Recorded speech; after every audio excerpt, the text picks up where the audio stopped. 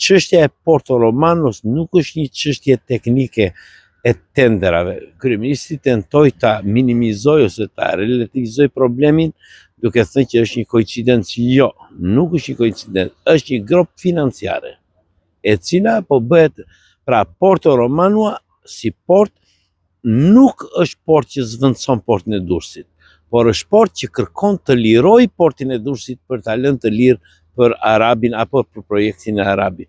Kjo është thelbi, sepse ai në fakt Porto Romano po ndërtohet në vendin më të keq të mundshëm për ndërtimin e një porti.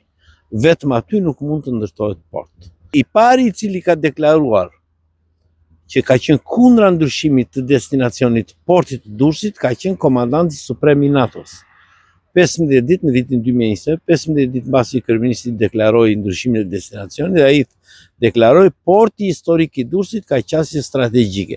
Dhe nga ajo ditë deri më sot, si NATO, si Shtetet e Bashkuara, si Bashkimi Evropian, kanë qenë konsistent që ndryshimi i destinacionit të portit të Durrësit është një gabim strategjik, por është dhe gabim nga pikpamja e tenderimit. Porto Romano nuk ka asnjë studim, as nga pikpamja strategjike, as nga pikpamja gjeografike, as nga pikpamja sismike, pasi ai është një vend sismik, as nga pikpamja meteorologjike. Unë mund t'ja bet një fakt, përveç elementeve të tjerë, 32% e motit gjatë vitit është det me forcën mbi 4 në drejtim veri perëndim, andaj nga është dhe hyrja e portit, që do të thotë ai është një port me kosto mirëmbajtje jashtëzakonisht të lartë.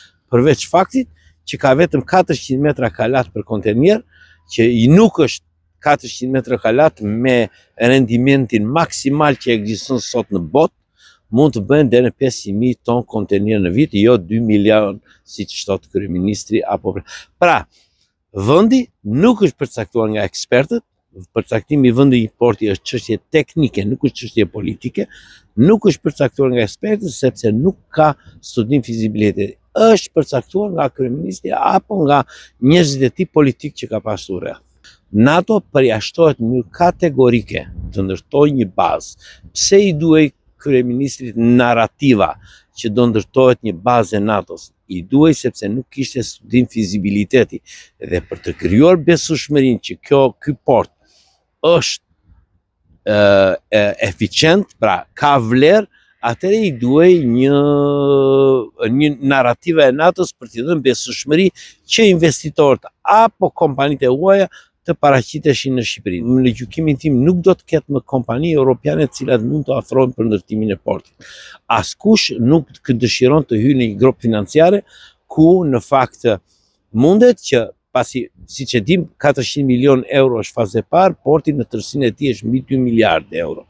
Pra askush nuk do të hyjë në një grop financiare ku jo se do të jenë bashkëinvestitor, pra jo se do të ketë koncesion, por mund të hyjë në një situatë ku të mungojnë likuiditetet e shtetit në momentin që pasi ka filluar projekti. Kryeministri sot është në planin D, jo në planin B të Porto Romanos. Ai ka dy opsione, të zgjedhë ose në një kinez ose kastratin të ndërtoj portin, se unë nuk besoj se kompani europiane do të ofrohen më për ndërtimin e portit Porto Romanos. Narrativa e kryeministrit që po pastron një kënet nga Durrësi është një e pavërtet, pasi në fakt shumica e qyteteve europiane i kanë portet mundi qendër. Durrësi nuk është qyteti i parë në botë që ka portin komercial brenda në qytet. Kemi Barcelonën, kemi Gjenovën e plot qytetet tjera.